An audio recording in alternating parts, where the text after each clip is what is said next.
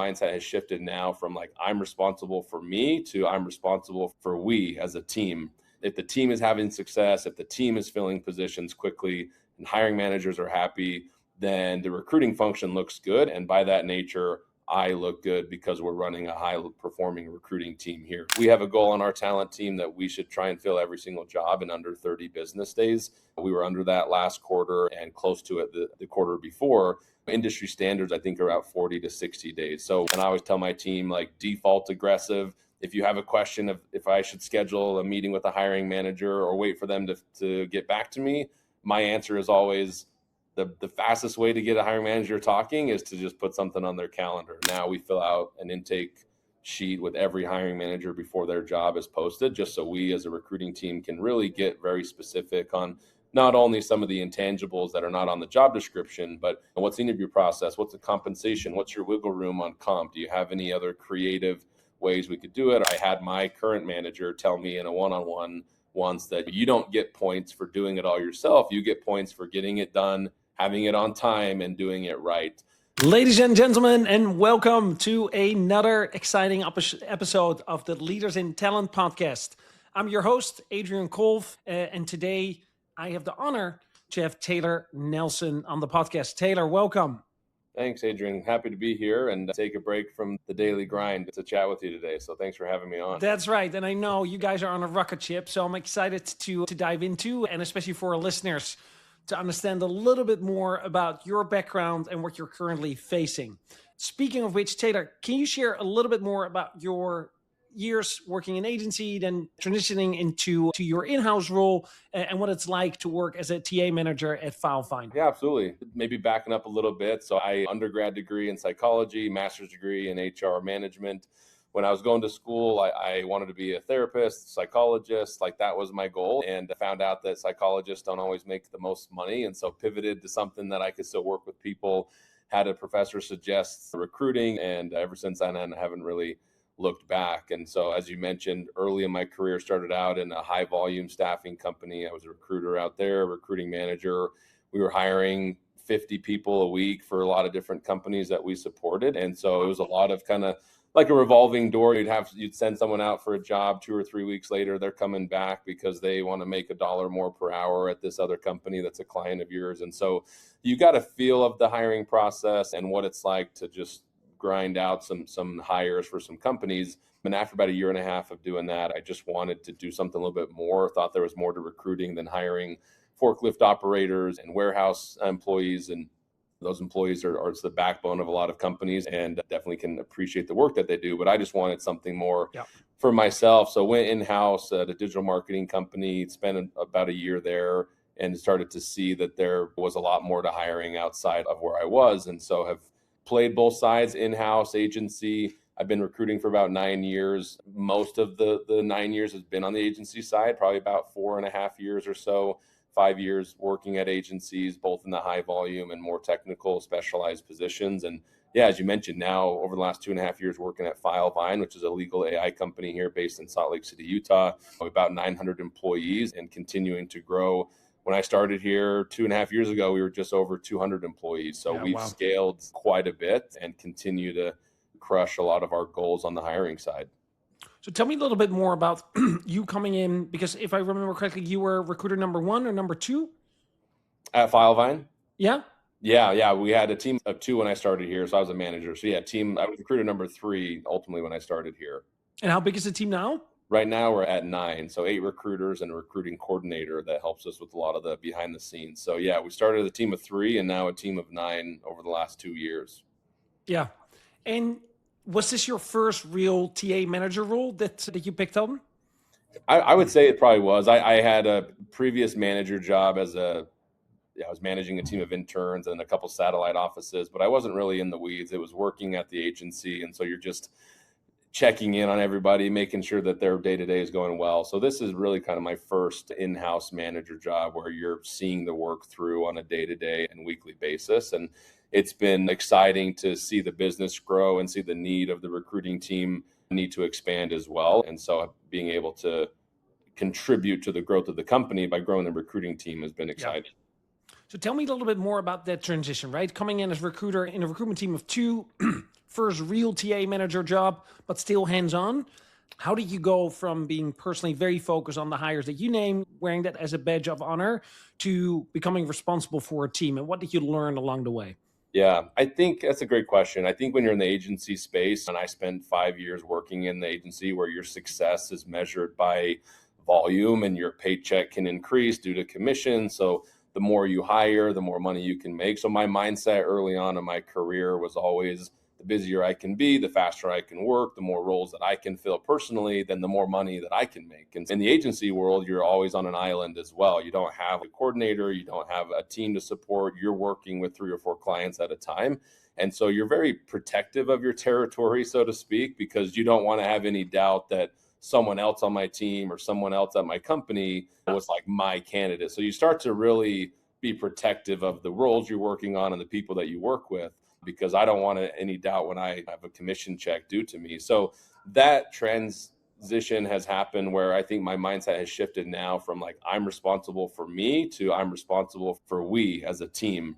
If the team is having success, if the team is filling positions quickly and hiring managers are happy, then the recruiting function looks good. And by that nature, I look good because we're running a high performing recruiting team here. So that means that I'm doing my job. I think the opposite can be true, however. So it's been a shift of how can I help my team perform at their best? What blockers can I free up for them? What hard conversations do I need to go have with a chief officer or a hiring manager so that I can make sure the recruiting function continues to move forward and we're not responsible for anything slowing down on the hiring side? I still carry 8 to 10 recs myself, so I'm Wow. still definitely in the weeds, but it's a lot lower than what it used to be. And I've definitely been more involved in helping my team free up their time and get better at what they do. So, especially for first time managers or people in that transition that are listening, right? You went from 2 to now 9 while still being hands on recruiting. What have you learned in that journey in terms of your prioritization of time, what to focus on, but also maybe push back on your manager or hiring managers? I think for me, like off the top of my head, like I think, delegated a lot more. I've been able to trust my team more than I would have if I was in an agency, because like I said, you're on an island, you want to try and be protective and you want to be the one that's doing the work. So I think it was hard for me at first, for sure. I think a lot of first time managers are coming off of being high performing individual contributors. So it is hard to let go of that responsibility and get into the success of the team. And I think for me as well, it was challenging because someone on my team isn't going to go about the process the same way that I would. And so they're not going to do it like Taylor's way, which isn't always the right way. I Yeah. understand that, but it doesn't necessarily mean that the task is not getting done, but someone else has their own method. They have their own way of doing things. And so I've been able to take a step back and realize that the team member I'm working with has their own way. The end goal is still there of what they're trying to accomplish. They can ask me for advice when they need it or if it's sought after, but I don't necessarily need to hover over them to make sure that it's getting done. And I think that was where the line was pretty clear to me, that a first time manager, you're used to having a lot of success on your own. You're probably coming out of a high performing individual contributor role. And now you've got to shift that a little bit to understand that the end goal is still the same, but how can you help your team get there? Yeah. What are some of the things that you've taken from your agency days in terms of getting success, getting to hires, that you've implemented now at Filevine and also ask your team to be focused on? And what are maybe some of the things that you're not doing anymore compared to your agency days? There's a lot of really good alignment in an agency world. And I'm actually super thankful that I've spent a lot of time in that, because you start to realize that your time is money. Your clients, just as easily as they want to keep working with you, can truly stop working with you. And there goes your opportunity. So I think I've been able to help myself and my team think like an agency recruiter, where our hiring manager needs to be a priority for us. We are working for them and we need to move at a very quick pace. We have a goal on our talent team that we should try and fill every single job in under 30 business days. We were under that last quarter and close to it the quarter before. Industry standards, I think, are about 40 to 60 days. So we try and work with a lot of urgency. We try and work with a lot of communication and I always tell my team, like, default aggressive. If you have a question of if I should schedule a meeting with a hiring manager or wait for them to get back to me, my answer is always the fastest way to get a hiring manager talking is to just put something on their calendar. So default aggressive is something we still do here a lot. And I think also over communicate. I would rather have my team be someone that's checking in even on the smallest of details rather than waiting for a hiring manager to come to us with a problem that has grown and grown over time. So those are some things I think still apply to recruiting and that I'm happy to keep providing there. I think some of the things is that I maybe want to get a little bit better at being in-house. I think sometimes on the agency side, you have a tendency to hire somebody and then you forget about them because you just move on to the Yeah, next exactly. client, you move on to the next role. It's been really cool for me to see over the last couple of years of someone that I've hired and then I cross them in the hallway or they're at a company event and you can see their success. I've hired people that have been promoted and that's really fun for me to see as well. So that's I think one thing that I've tried not to do from the agency side is forget about the people that I hire because at some point in their conversation with the company, you were their first introduction. You were their first interaction with Filevine or any company that you work for.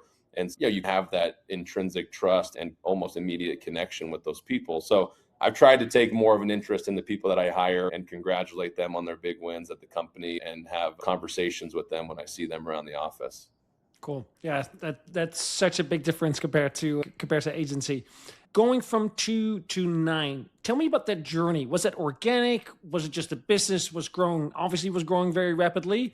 Is that something that you had continuous conversation with your manager on? Hey, we need more support. How did that process go? Yeah. For us, it was like, I think when I first started here, it was just way too many requisitions for the team that we had. I think there was a time when all three of us had 25 positions that we were working on, and every single one of them is the most important role. Yes. So it's hard for a team of three. And looking back now, I truly don't know how we did it for 6 or 7 months on that. Pretty quickly, though, we realized that there was some big hiring needs coming up going into 2025. And we wanted to hire a talent sourcer, someone who wasn't really a recruiter, someone who could just come in, help us build pipelines for our open positions, primarily some of the higher volume like sales and tech support roles. So we built a case for that. We built out a kind of a data model for our finance and our headcount team and help them understand how much time our team was spending on sourcing, what roles were slipping through the cracks. And so I think recruiting is one of those departments, like a lot of departments, that you live and die by the data. If you're not filling jobs fast enough, you'll know. If you're not hiring the right type of people, you'll definitely know. If someone on the team isn't carrying their weight or if they're not hiring as the company needs, then you're going to find out pretty quickly. And so we were getting to this breaking point where we weren't having enough pipeline. We were trying to balance 70 open positions with 3 people, and we just needed some more help. Yeah. So that was the first indicator that the team could expand based on the workload. And then going into 2025, we immediately hired, I think, over 100 people in the first couple months of the year, and we needed some more support, specifically on the technical hiring side.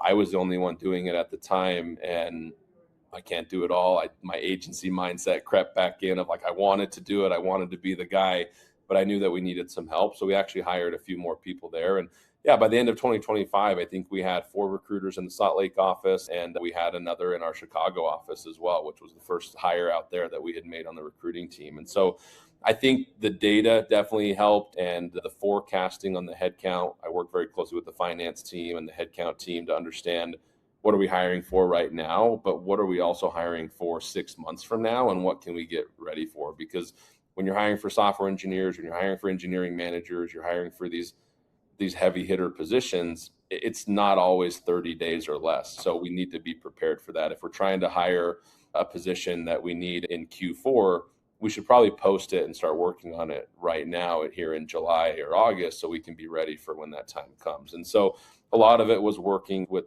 those teams to forecast what was happening. And like I mentioned earlier, we're at the point now where we've had a recruiting coordinator. He's been with us for about 5 months. And honestly, it's one of the best decisions that we've made as a team because we're saving about 3 hours per week per recruiter by having this person on our team. And again, it goes back to the data. Before we hired them, our recruiting team would have to stop in the middle of our day and complete around 30 minutes of onboarding for every person that we hired, which included background checks. You're submitting an IT ticket, you're going through these new hire forms, you're filling out several spreadsheets and making sure everything is where it needs to go. And I actually recorded myself once to just see how long it really took. And yeah, it was about just over 26 minutes. And so the coordinator not only owns that entire process that I talked about, but he's also been very instrumental in like new hire meetings, new hire introduction. He greets all of our candidates that show up for on-site interviews. So it really does save us a bunch of time, and it has given our team time back to source for important roles, to have a couple more recruiting screens every single week, maybe to make time for a podcast on a Thursday morning. Yeah. So yeah, I think it's critical for talent acquisition leaders, recruiting leaders to document these things, even if the small things, to build a case for something like a recruiting coordinator or a sourcer, or you're just expanding your team in general, because you want to make sure that you have something to fall back on. You need to understand the why behind it, and what life looks like before and after can, I think, increase the likelihood of something like that being implemented or hired or added to the team. Yeah. It's interesting that you say on the recruitment coordinator and on the planning, right? Is finance, you guys obviously have a budget and a bit of a forecast. Is that pretty accurate? Is that something that you do on a quarterly basis? Because workforce planning is often a pipe dream with many companies that we work for, that we speak with, right? So how does that work, and how do you use that for your own capacity planning? Yeah, we go through annual planning. So they give us I met with our VP of finance, went through what the headcount for the company was supposed to look like. Even going into this year, for example, we were projected to hire, I think, just around 270 employees this year. I can tell you it's July 23rd and we are over 300 already. What you just said about headcount. You're done. You're done. You're cruising now. So yeah, the recruiting team's taking the next 6 months off, and we're just going to be enjoying it. And I think that's another benefit of a great recruiting team, is being able to adapt. We've had these initiatives that have happened. Filevine has transitioned into the legal AI company now. And so we need to hire more product folks. We need to hire more engineers. We're building out engineering teams that require not only a handful of engineers, but engineering leadership and test engineers. And so these new teams that have come up, these new initiatives that have started, obviously you're not planning for those things. And so you have to be adaptable. You have to be able to call an audible on the fly here. But for the most part, I think you check in regularly. You make sure that you're risking over hiring. But I think having those conversations. So we typically would meet with the finance team annually, go through the plan. What are we allotted as a recruiting team, and trying to hire in that. But then as these initiatives come up, looking at the team again, saying, if we need to hire 35 engineers in 2026, we only have 2 technical recruiters right now, one of which is myself as the manager. We need to have another technical recruiter on the team so we can balance out those workloads a little bit. So that's how we were building a case. That's how we were able to solidify that we needed to add another technical recruiter a few months ago. And now we're in a sweet spot where everyone's taking 8 to 10 recs. No one's working on too many, but no one's twiddling their thumbs either, waiting for work to happen. Yeah. So you scaled from 200 people when you arrived to 2.5 years later to 900 people. You more than 3x the company with a relatively small team, I must say. Mm-hmm. Looking back, what are some of the things that you would not touch? What are some of the things that you would change or would do differently? Yeah, I probably would have hired a recruiting coordinator immediately at that point back then. Oh, interesting. Yeah. I think hindsight's 2020, like we say, where you don't realize the importance of that. But I look back at all of and I won't call it wasted time, but I'll call it a lot of time spent unwisely that we were going through. And we tried to automate it and we couldn't figure it out. But early on with Filevine, at least when I started here, there was a huge push for research and development hiring as well as business development. I think if I had to do it again, I would probably prioritize hiring a technical recruiter a little bit faster than we did. As I mentioned before, I was the only person handling technical talent, which included engineering, quality engineering, site reliability, product design, product management, until about June of 2025. So I went a year and a few months being the main resource for technical talent. And I think looking back, I would have hired an additional resource a lot faster than we did, because I was probably creating the bottleneck for those teams at that time. And I would really also love to go back and get pretty granular with the hiring managers on what their needs are When I started here, it felt like everything was on fire and we had to just be really scrappy. And you're probably hiring anyone that would accept an offer because you just needed to fill the job and move on to the next one. But I've learned now that not every role is the most important one. Of course, they're all important for the company, but we've built out this prioritization template now. So we understand what's a priority one, what's a priority zero type of a thing, but what can be pushed off for a couple weeks, or maybe interviews don't have to always happen. So I would love to comb through how to build out that prioritization early on, Yeah. alleviate some of that high pressure that the recruiting team felt in 2024 and 2025. Because we put a lot of pressure on our team to fill roles quickly and to find the right people. So I think those are a couple things that I would change pretty quickly, of like processes. And yeah, a couple of things that I implemented when I started here, but they didn't have a screening process or structure. They were taking notes in any capacity that they could. We implemented a couple of AI tools to help with that.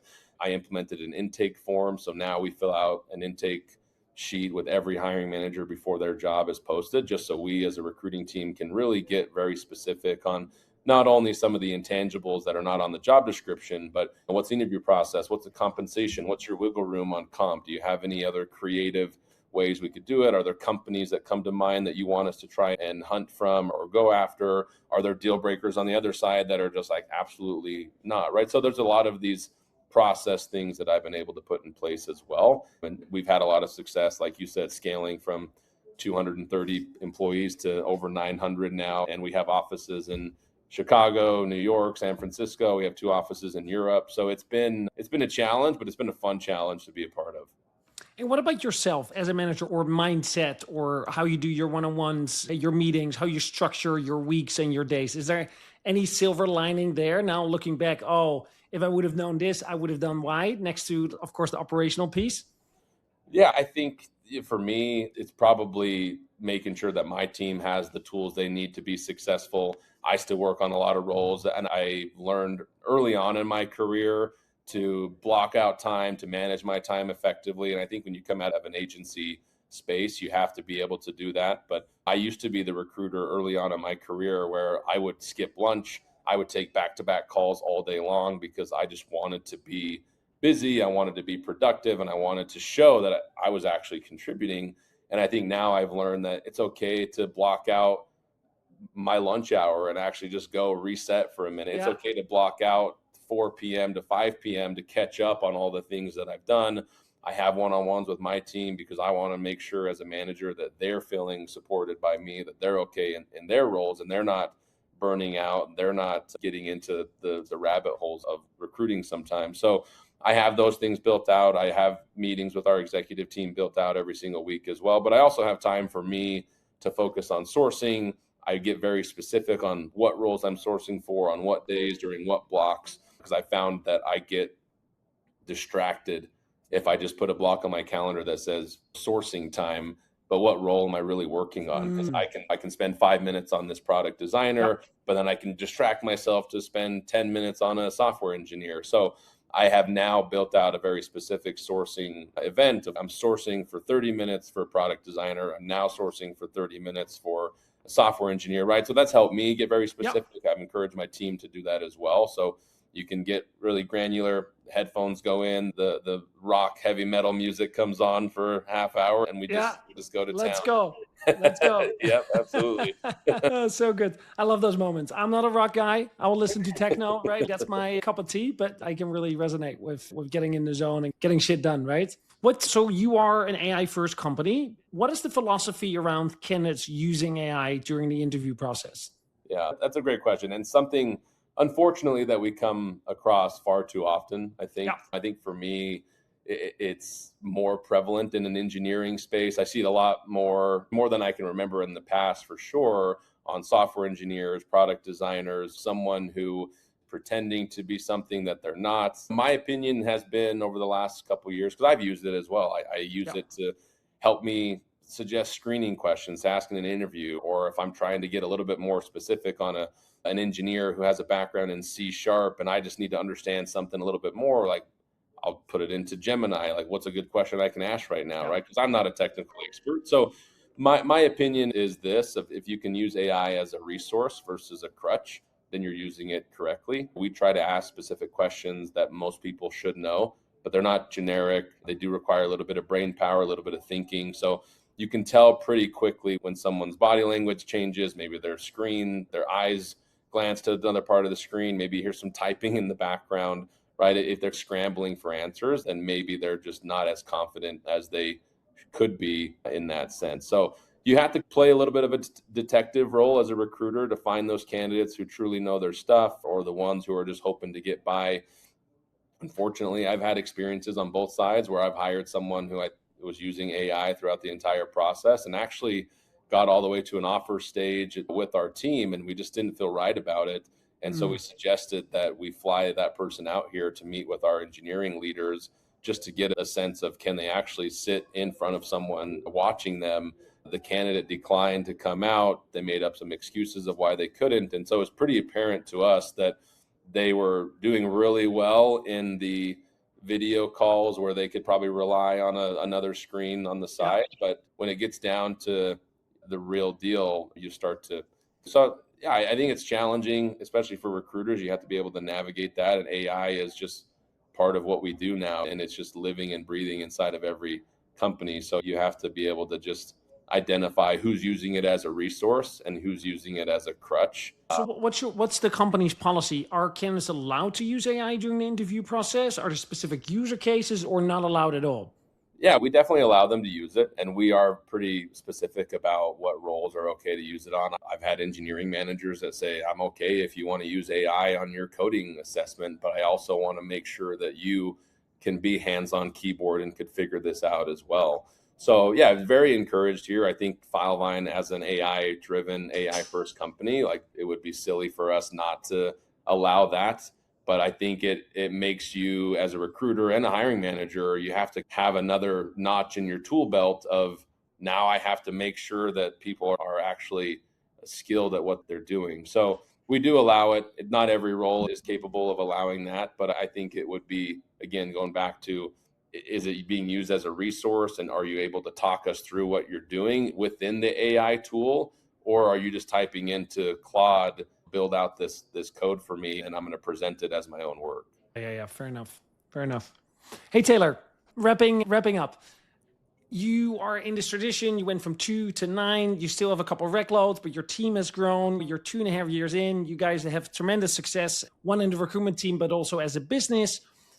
Now, looking back, what would you tell first-time managers that are where you were 2.5 years ago? What are 3 takeaways for you, or 2 or 4, that you would tell maybe your younger self or anyone in your shoes? Yeah, that's a great question as well. And I come back to a lot of things that I learned early on in my career. I probably would tell, first thing I would say is that as a first-time manager, coming from maybe a high-performing individual contributor thing, your job is to make sure the success of the team is there. I had my current manager tell me in a one-on-one once that you don't get points for doing it all yourself. You get points for getting it done, having it on time, and doing it right. So that, to me, was something that always lives in the back of my mind and has for the last year. I don't have to do it all by myself. I have 8 very qualified and talented people that can help me do it. And I'm just going to get points for having everything done on time and doing it right the first time. So that would be the first bullet point, is trust your team, but be a good manager where you can build that trust with your team. I have this principle that I've tried to apply in my management, and maybe this is the second bullet point for you here, Adriaan. My philosophy is teach, train, and trust. That's how I approach management. Is I want to teach somebody something, train someone if they have questions, be available for them, but then I'm going to trust that you're doing it. And a number of years ago, I was starting my own recruiting podcast, and so I give all the credit to you for all of the time and dedication it takes to do this, to edit it. But the person I was interviewing mentioned to me that he mentions to his team, it's okay to make new mistakes, because if you're making new mistakes, then that means you're trying something, you're learning from it. Where we don't want to go back to is making the same mistake. Same mistakes. Right? Yeah. So I think that's the other thing I would say, is be open to new mistakes, be open to teaching your team and allowing them to see that. And then the last point for me, and it's still something that I am working on early in my career, I think I confuse a lot of the time of being busy versus being productive. And those are 2 very different things. And so I would tell first-time managers, you can be as busy as you want to be. Your calendar could be totally full, but that might not be the most productive time use for you in that day. So I think for me, I've realized blocking out the time, spending time sourcing, spending time with my team is more productive than having 12 interviews in a day, even though one calendar looks like I'm doing a lot and the other Yeah. calendar doesn't. The quality over quantity is something I've really started to hone in on recently. So interesting. My former coach it was a big lesson that he taught me. He called it the balcony in the dance. And he says, as a leader and as a manager, you on the one hand want to be on the dance floor and you want to dance with the rest of your team, but at the same time, you also need to be on the balcony overlooking the dance floor, right? Mhm. And he asked me the question is, Adriaan, do you ever schedule time just to think about the business? It's like, what? And Yeah. he's like, do you have thinking time? Do you have dedicated blocks in your agenda where you go for a walk or where you sit down and you think about the business and stand on the balcony? And I realized I was very good at the dance. I love the dance because it made me feel productive. But actually, what was needed, especially we're growing rapidly with my company, is that I need to spend much more time on the balcony. And to your point, trust the team to do the dance, but they need direction of where to go. Yeah. Yeah. No, I love that. I think it's great. There's a lot of those little one-liners that I'm sure we've all learned in our Yeah. career. I had a former CTO tell me, as a manager, you can be the cure or the cancer, and you need to decide. And his story was like he would walk into the office some days, he would be happy, smile on his face, talking with everybody, and the mood of the office just increased immediately. But then he would also have those days where traffic or terrible meeting, or he had a lot of stress going on, and you could just feel the mood dampen a little bit. And so he had his supervisor pull him in, similar to maybe your story there of, are you going to be the cure or are you going to be the cancer for the day? And I think as a manager, especially a first time manager, it's helpful for me to realize my mentality and the attitude I'm bringing to work really can impact the rest of my team. So when it's time for me to be on the balcony, if I have a poor attitude, the rest of my team is going to feel that, 100%. and we're not going to 100%. perform well. Getting into the mental side of it and that is important as well. So important. And like the energy that you show and that you give up, like you're a mirror to your team, right? And also what you find acceptable, that's what the rest of the team finds acceptable. And I will never forget that I also went to a lecture around culture, and the teacher there explained is that it's not your high performer that sets the bar. It is the person that's least performing that's the bar for the rest of the team, because that's what everyone gets away with. And it really stuck with me because I always felt like people strive for the highest, and of course we celebrate those achievements, but it's for the people that show up late or don't do their work fully and empowered or drop the ball left and right. And if that's acceptable, then people know, okay, I can get away with then also once in a while being late. And as a manager, that is everything, because you don't lead by example, you are the example, right? Yeah. Yeah. That's a great point. No, there's probably some note taking for me on things I can do better going forward as well. So appreciate the wisdom there, Adriaan. It was such a great conversation. A lot of nuggets of wisdom. I love your journey. What's the best way for people to connect with you? Is it over LinkedIn? Yeah, reach out to me on LinkedIn. Happy to always have connections there. And we're hiring right now. We've got almost 100 positions. So if you're out there listening and you're looking for your next adventure in legal AI, come find us and we'll be happy to talk. Amazing. Thank you so much, Taylor. Thanks, Adriaan.